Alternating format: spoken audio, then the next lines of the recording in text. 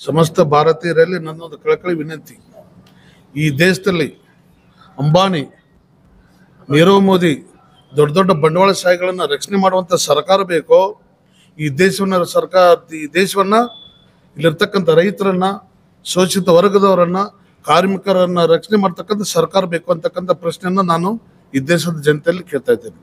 ಏನಪ್ಪ ಅಂತಂದ್ರೆ, ಈ ದೇಶವನ್ನು ಅಭಿವೃದ್ಧಿ ಪಥದ ಹತ್ತ ಒಯ್ಯುವಂಥ ಸರ್ಕಾರ ಬೇಕು. ಈ ನಿಜಾಮ್, ಲವ್ ಜಿಹಾದ್, ಪಾಕಿಸ್ತಾನ, ಮುಸ್ಲಿಂ ಅಂತಕ್ಕಂಥ ಕೋಮು ಸಾಮರಸ್ಯವನ್ನ ಹದಗೆಡಿಸಿ ಭಾವನಾತ್ಮಕವಾದಂಥ ವಿಚಾರಗಳನ್ನು ಮುಂದಿಟ್ಟುಕೊಂಡು ದೇಶವನ್ನು ಅಶಾಂತಿ ಹತ್ತ ಒಯ್ಯುವಂಥ ಸರ್ಕಾರ ಬೇಕು. ನಮ್ಮ ದೇಶಕ್ಕೆ ಶಾಂತಿ ಬೇಕಾಗಿದೆ. ಈ ದೇಶ ಆಲ್ರೆಡಿ ಅಭಿವೃದ್ಧಿಯತ್ತ ಹೋಗೈತಿ, ಜಗತ್ತಿನಲ್ಲಿ ನಂಬರ್ 1 ದೇಶ ಆಗೈತಿ. ಅಂತ ದೇಶವನ್ನು ಹಾಳು ಮಾಡಿದ್ದೆ ಸನ್ಮಾನ್ಯ ಮೋದಿಜಿಯವರು. ಯಾವ ಅಭಿವೃದ್ಧಿ ಮಾಡ್ತೇನೆ ಅಂತ ಬಂದಂಥ ಮೋದಿಜಿಯವರು ಮಾಡಿದ್ದೇನು? ಸಬ್ಕಾ ಸಾಥ್ ಸಬ್ಕಾ ವಿಕಾಸ್ ಅಂತ ಹೇಳಿದರು, ಅಚ್ಚೇ ದಿನ ಅಂತ ಹೇಳಿದರು, ಬೇಟಿ ಬಚಾವ್ ಬೇಟಿ ಪಡಾವ್ ಅಂತ ಹೇಳಿದ್ರು. ಎಲ್ಲಿದೆ ಅವ್ರು ಹೇಳಿದ್ದು ಒಂದು ಆಗೋದೊಂದು. ಅದಕ್ಕೆ ಮೋದಿಜಿಯವರು ಈ ದೇಶವನ್ನ ಸಂಪೂರ್ಣವಾಗಿ ಲೂಟಿ ಮಾಡಿದ್ದಾರೆ. ಹಸಿವಿನಿಂದ ಬೆಳ್ತಾ ಇದೆ ದೇಶ.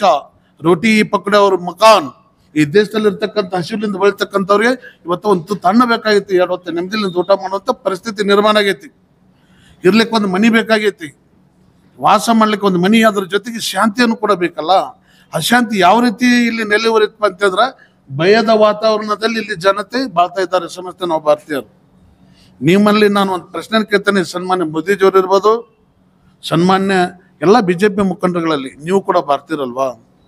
ನಾವು ಕೂಡ ಭಾರತೀಯರಲ್ವಾ? ಜೈನರು ಭಾರತೀಯರಲ್ವಾ? ಮುಸ್ಲಿಮ್ಸ್ ಭಾರತೀಯರಲ್ವಾ? ಬೌದ್ಧ, ಸಿಖ್ ಎಲ್ಲರೂ ಭಾರತೀಯರೇ. ನಾವು ಯಾವ ಬಾಬಾ ಸಾಹೇಬ್ ಅಂಬೇಡ್ಕರ್ ಅವರೊಂದು ಸಂವಿಧಾನದ ಅಡಿಯಲ್ಲಿ ಈ ಭೂಮಿಯಲ್ಲಿ ಬದುಕಲಿಕ್ಕೆ ಎಲ್ಲರಿಗೂ ಸಮಾನವಾದಂಥ ಹಕ್ಕಿದೆ. ನಾವೆಲ್ಲರೂ ಭಾರತೀಯರು. ದೇಶವನ್ನ ಸ್ವತಂತ್ರಗೊಳಿಸುವಂತ ನಿಟ್ಟಿನಲ್ಲಿ ಕೂಡ ಅಂತ ಪರಿಸ್ಥಿತಿಯಲ್ಲೂ ಕೂಡ ಎಲ್ಲ ಧರ್ಮೀಯರು ಎಲ್ಲರೂ ಕೂಡ ಸಮಾನವಾಗಿ ಹೋರಾಟವನ್ನು ಮಾಡಿದ್ದಾರೆ. ಈ ನಾಡಿಗಾಗಿ ಲಕ್ಷಾಂತರ ಜನ ಪ್ರಾಣವನ್ನು ಕೊಟ್ಟಿದ್ದಾರೆ. ಅದಕ್ಕೆ ನಿಮ್ಮ ಕೇವಲ ರಾಜಕೀಯ ಬೇಯಿಸಿಕೊಳ್ಳುವುದಕ್ಕಾಗಿ ಸಾಮರಸ್ಯವನ್ನು ಹದಗೆಡಿಸುವಂಥ ಪರಿಸ್ಥಿತಿ ಬೇಡ. 10 ವರ್ಷಗಳಲ್ಲಿ ಮೋದಿಯ ಸಾಧನೆ ಶೂನ್ಯ, ಸಂಪೂರ್ಣವಾಗಿ ಶೂನ್ಯ.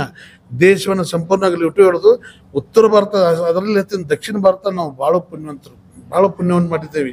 ನಿಮ್ಮ 2 ಹೊತ್ತು ನೆಮ್ಮದಿಲಿಂದ ಊಟ ಮಾಡ್ತೀವಿ, ಶಾಂತಿ ನೆಮ್ಮದಿಲಿಂದ ನಾವು ಬದುಕ್ತಾ ಇದ್ದೀವಿ. ಉತ್ತರ ಭಾರತದಲ್ಲಿ ಸಂಪೂರ್ಣವಾಗಿ ಅಶಾಂತಿ. ಈ ದೇಶದ ಆರ್ಥಿಕ ಸ್ಥಿತಿ ಸಂಪೂರ್ಣವಾಗಿ ನೆಲಕ್ಕಚ್ಚೈತಿ. ಅದ್ರ ಬಗ್ಗೆ ಒಬ್ಬ ನಾಯಕರು ಕೂಡ ಮಾತಾಡ್ತಾ ಇಲ್ಲ. ಯಾವ ಬಾಂಗ್ಲಾದೇಶ, ಅಫ್ಘಾನಿಸ್ತಾನ ಅಂತ ಇವ್ರು ಹೇಳ್ತಾರಲ್ಲ, ಆ ದೇಶಗಳಿಗಿಂತ ಕನಿಷ್ಠ ನಾವು ಏನೈತಲ್ಲ ಆರ್ಥಿಕ ಸ್ಥಿತಿಯೊಳಗೆ ನಾವು ಹಿಂದಿದ್ದೇವೆ. GDP ಯಲ್ಲೂ ಕೂಡ ಹಿಂದಿದ್ದೇವೆ. ದೇಶವನ್ನು ಸಂಪೂರ್ಣವಾಗಿ ಹಾಳು ಮಾಡಿಬಿಟ್ಟಿದ್ದಾರ. ಯಾವೊಂದು ವಿಚಾರದಲ್ಲಿ ಮುಂದೆ ಬಂದಿದ್ದಾರೆ, ಅವ್ರನ್ನ ಯಾವುದೋ ಒಂದು ಅವ್ರು ಸಾಧನೆ ಮಾಡ್ರಂತೇಳಿ ನಾವು ವಿಶ್ವದ ದೊರೆ, ವಿಶ್ವದ ದೊಡ್ಡನಂತೆ ಕರಿಬೇಕು. ಏನಿಲ್ಲ, ಇಂಥ ಭ್ರಷ್ಟ ಮೋದಿಜಿಯವರ ಆಡಳಿತವನ್ನು ಕೊನೆಗೆ ಅನಿಸ್ಬೇಕಾಗಿತ್ತು. ಸಮಸ್ತ ಭಾರತೀಯರಲ್ಲಿ ನಾನು ಕೈ ಮುಗಿದು ಕೇಳ್ಕೊತಾ ಇದ್ದೇನೆ. ರೈತರು ಇರ್ಬೋದು, ಕೂಲಿ ಕಾರ್ಮಿಕರು ಇರ್ಬೋದು, ಶೋಷಿತ ವರ್ಗದವ್ರು ಇರ್ಬೋದು, ಸಮಸ್ತ ಅಹಿಂದ ವರ್ಗದವ್ರು. ನಾನು ಕೂಡ ಒಬ್ಬ ಅಹಿಂದ ವರ್ಗದಿಂದ ಬಂದಂಥವ್ರು. ದಾವಣ ಜಿಲ್ಲೆ ಅಧ್ಯಕ್ಷರು ಕೂಡ ಇದ್ದಿದ್ದೀನಿ. ನಮ್ಮ ರಾಜ್ಯಾಧ್ಯಕ್ಷರು ಲಕ್ಷ್ಮೀನಾರಾಯಣಗೌಡರು ಕೂಡ ಇದ್ದಿದ್ದಾರೆ. ರೈತ ಸಂಘದ ಎಲ್ಲ ಪದಾಧಿಕಾರಿಗಳು ಕೂಡ ಇದ್ದಾರೆ, ಎಲ್ಲ ಸದಸ್ಯರು ಕೂಡ ಇದ್ದಾರೆ. ಇದನ್ನ ನಾವು ವಿಚಾರ ಮಾಡಿ, ಭಾಳ ವಿಚಾರವನ್ನು ಮಾಡಿ ನಾವು ಮತವನ್ನು ಹಾಕಬೇಕಾಗಿದೆ. ಒಂದು ಸಾರಿ ನಾವು ಮತವನ್ನ ಏನಾದರೂ ನಾವು ದಾರಿ ತಪ್ಪಿ ಬಿಜೆಪಿಗೆ ಏನಾದರೂ ಹಕ್ಕಿ ತೆಕ್ಕರವಾದ್ರೆ ನಮ್ಮ ಸಂವಿಧಾನಕ್ಕೆ ನಾವೇ ಕೊಡ್ಲಿ ಪೆಟ್ಟು ಹಾಕದಂತ ಆಗ್ತೈತಿ. ನಮ್ಮ ಹಕ್ಕಿಗೆ ನಾವೇ ಕೊಡ್ಲಿ ಪೆಟ್ಟು ಹಾಕದಂತ ಆಗ್ತೈತಿ. ನಮ್ಮ ವಿಚಾರಧಾರೆಗಳಿಗೆ ನಾವೇ ಪೆಟ್ಟು ಹಾಕದಂತ ಆಗ್ತೈತಿ. ಮುಂದೊಂದು ದಿನ ಅವರ ಕೈಯಲ್ಲಿ ಗುಲಾಮರಾಗುವಂಥ ಪರಿಸ್ಥಿತಿ ಬರ್ತೈತಿ. ಅದಕ್ಕೆ ಬೇಡ, ಬಿಜೆಪಿಯನ್ನು ತೊಲಗಿಸೋಣ. ಈ ದೇಶದಲ್ಲಿ ಶಾಂತಿ ನೆಮ್ಮದಿಯನ್ನು ಕೊಡುವಂಥ ಪಕ್ಷವನ್ನು ಅಧಿಕಾರಕ್ಕೆ ತರೋಣ.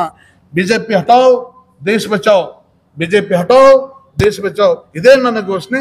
ಎಲ್ಲರೂ ಕೂಡ ಕಾಂಗ್ರೆಸ್ ಪಕ್ಷವನ್ನ ಗೆಲ್ಲಿಸುವಂತ ವ್ಯವಸ್ಥೆ ಕಡೆ ನಾವು ಗಮನ ಹರಿಸೋಣ ಅಂತೇಳಿ ನಾನು ಈ ಸಂದರ್ಭದಲ್ಲಿ